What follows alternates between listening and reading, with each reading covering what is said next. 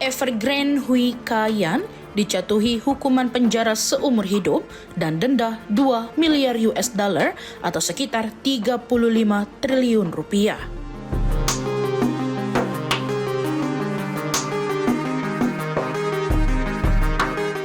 Vonis ini menjadi akhir dari kejatuhan Taipan Property yang pernah masuk jajaran orang terkaya di Asia.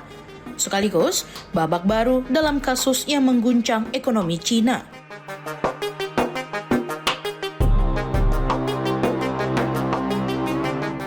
Pengadilan Cina juga menyita seluruh aset pribadi Hui.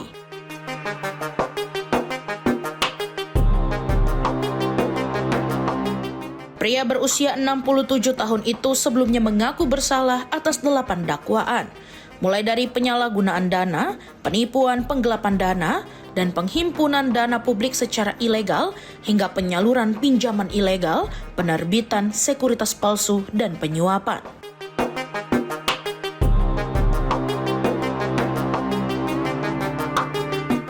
Hakim menilai kejahatan yang melibatkan Evergrande, Hengda Real Estate, dan Hui dilakukan dengan dana dalam jumlah sangat besar, menyebabkan kerugian ekonomi signifikan serta berdampak serius terhadap masyarakat.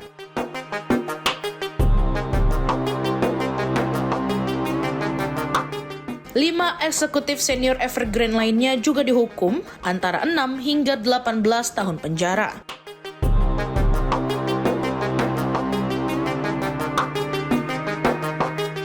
CCTV melaporkan total 56 orang terkait skandal Evergrande menerima vonis pada hari yang sama.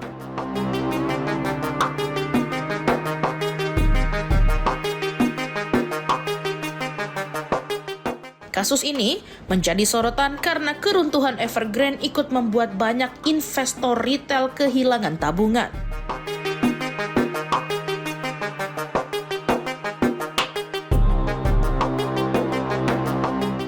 Perusahaan sebelumnya gagal membayar produk manajemen kekayaan senilai miliaran dolar, memicu protes dari para investor, terutama kelompok berpenghasilan menengah ke bawah.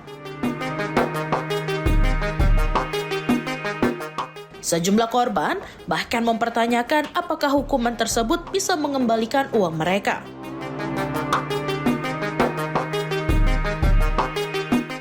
Padahal, Hui membangun Evergrande dari nol sejak mendirikannya pada 1996.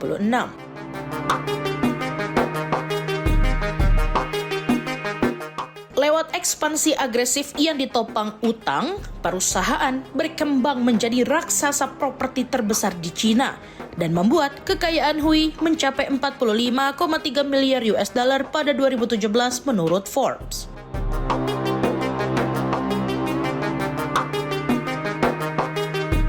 Masalah muncul ketika utang Evergrande terus membengkak hingga sekitar 300 miliar US dollar. Perusahaan akhirnya gagal memenuhi kewajibannya dan krisis tersebut semakin dalam. Pengadilan Hong Kong kemudian memerintahkan likuidasi Evergrande pada 2024 disusul penghapusan saham perusahaan dari bursa. Keruntuhan Evergrande yang mulai terlihat pada 2021 pun berkembang menjadi salah satu pemicu krisis panjang sektor properti Cina.